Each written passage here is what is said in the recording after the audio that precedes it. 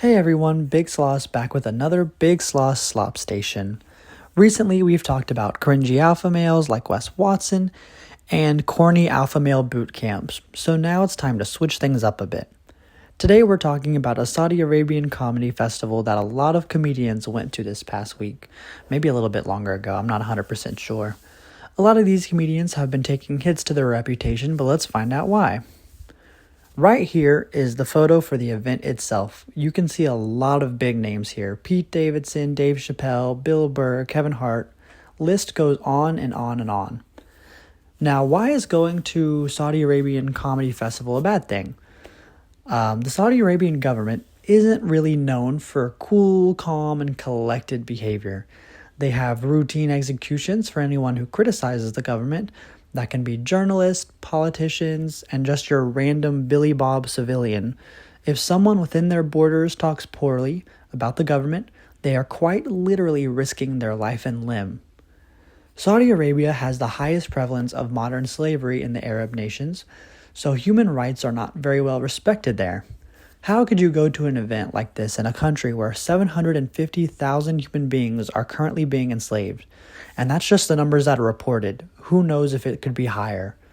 How about LGBT rights? Well, needless to say, if you are under the LGBT banner in any way, you would be sentenced to death. So you also don't have the freedoms to love whoever you want to love in that country. And how about freedom of speech?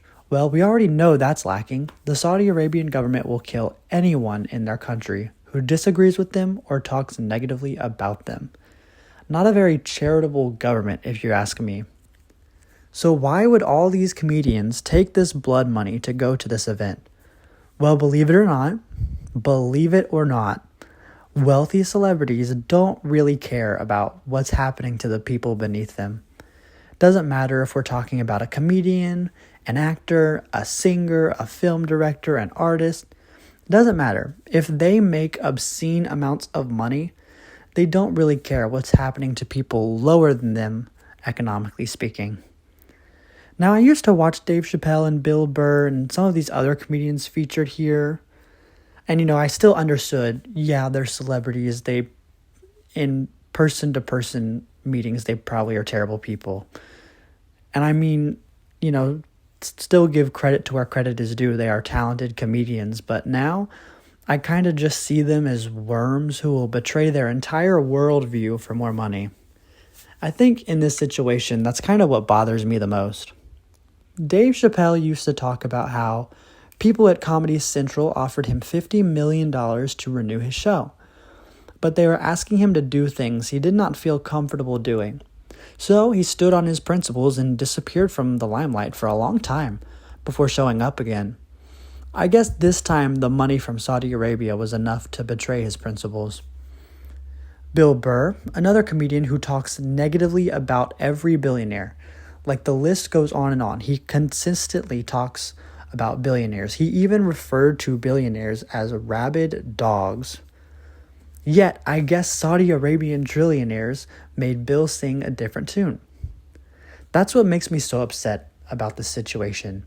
So many of these comedians would talk negatively about ultra-wealthy politicians, ultra-wealthy business people, and talk about how they won't bend the knee to these corrupt people. Yet here they are, taking all this blood money from Saudi Arabian royalty for a comedy show. Another thing that makes me upset is after the comedy festival, once they're back in the States and, they're safe from any persecution from that country, a lot of these comics are actually praising Saudi Arabia. Dave Chappelle said free speech is more powerful than in America. My guy, are you sure about that?